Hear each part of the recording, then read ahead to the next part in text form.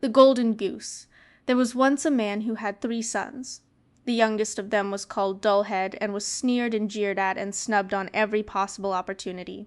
One day it happened that the eldest son wished to go into the forest to cut wood, and before he started his mother gave him a fine rich cake and a bottle of wine, so that he might be sure not to suffer from hunger or thirst. When he reached the forest he met a little old grey man, who wished him good morning, and said, "Do give me a piece of that cake you have got in your pocket, and let me have a draught of your wine. I am so hungry and thirsty."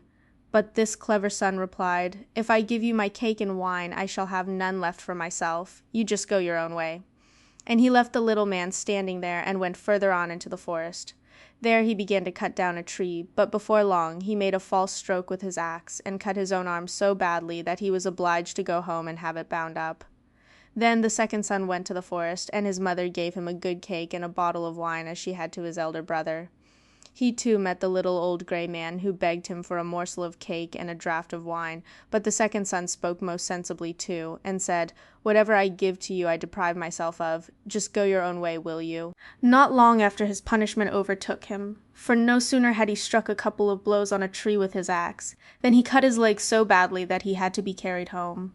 So then Dullhead said, "Father, let me go out and cut wood." But his father answered, "Both your brothers have injured themselves. You had better leave it alone, you know nothing about it." But Dullhead begged so hard to be allowed to go that at last his father said, "Very well, then go. Perhaps when you have hurt yourself you may learn to know better." His mother only gave him a very plain cake made with water and baked in the cinders, and a bottle of sour beer.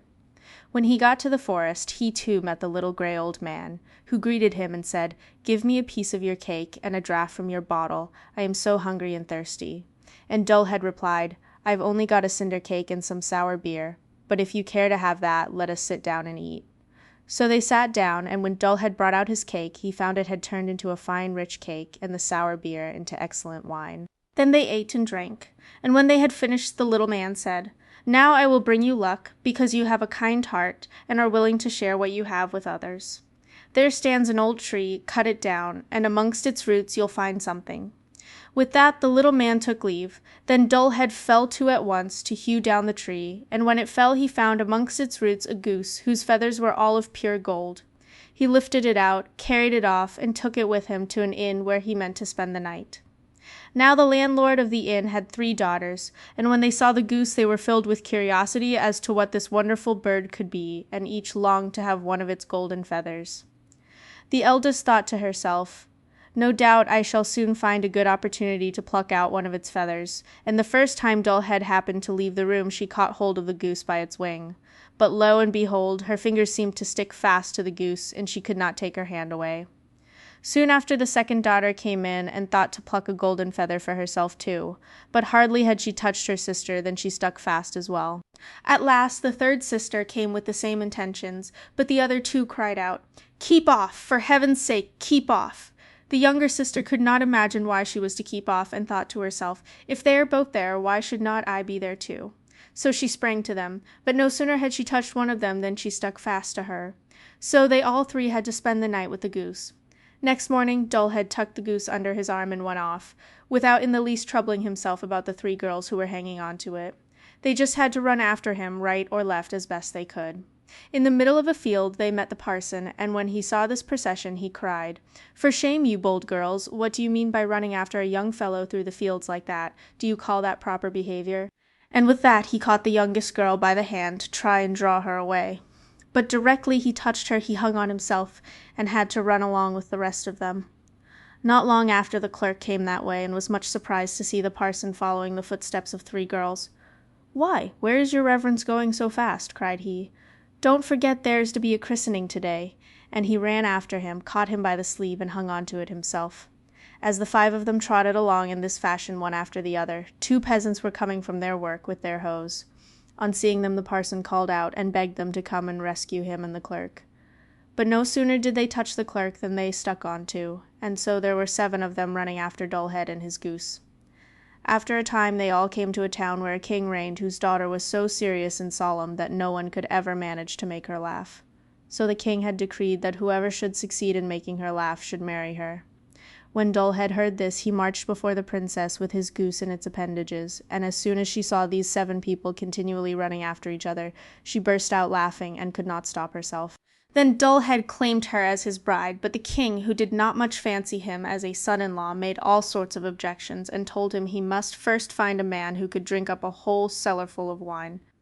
Dullhead bethought him of the little gray man who could, he felt sure, help him, so he went off to the forest, and on the very spot where he had cut down the tree he saw a man sitting with a most dismal expression of face. Dullhead asked him what he was taking so much to heart, and the man answered, "I don't know how I am ever to quench this terrible thirst I'm suffering from. Cold water doesn't suit me at all. To be sure, I've emptied a whole barrel of wine, but what is 1 drop on a hot stone?" "I think I can help you," said Dullhead. "Come with me, and you shall drink to your heart's content." So he took him to the king's cellar, and the man sat down before the huge casks and drank till he drank up the whole contents of the cellar before the day closed. Then Dullhead asked once more for his bride, but the king felt vexed at the idea of a stupid fellow whom people called Dullhead carrying off his daughter, and he began to make fresh conditions. He required Dullhead to find a man who could eat a mountain of bread. Dullhead did not wait to consider long, but went straight off to the forest, and there on the same spot sat a man who was drawing in a strap as tight as he could round his body, and making a most woeful face the while, said he, "I've eaten up a whole oven full of loaves, but what's the good of that to anyone who is as hungry as I am? I declare my stomach feels quite empty, and I must draw my belt tight if I'm not to die of starvation." Dullhead was delighted and said, "Get up and come with me, and you shall have plenty to eat," and he brought him to the king's court. Now the king had given orders to have all the flour in his kingdom brought together, and to have a huge mountain baked of it, but the man from the wood just took up his stand before the mountain, and began to eat, and in one day it had all vanished. For the 3rd time Dullhead asked for his bride, but again the king tried to make some evasion, and demanded a ship, which could sail on land or water. "When you come sailing in such a ship," said he, "you shall have my daughter without further delay." Again Dullhead started off to the forest, and there he found the little old gray man with whom he had shared his cake, and who said, "I have eaten, and I have drunk for you, and now I will give you the ship. I have done all this for you because you were kind and merciful to me." Then he gave Dullhead a ship which could sail on land or water. And when the king saw it, he felt he could no longer refuse him his daughter. So they celebrated the wedding with great rejoicings, and after the king's death Dullhead succeeded to the kingdom, and lived happily with his wife for many years after.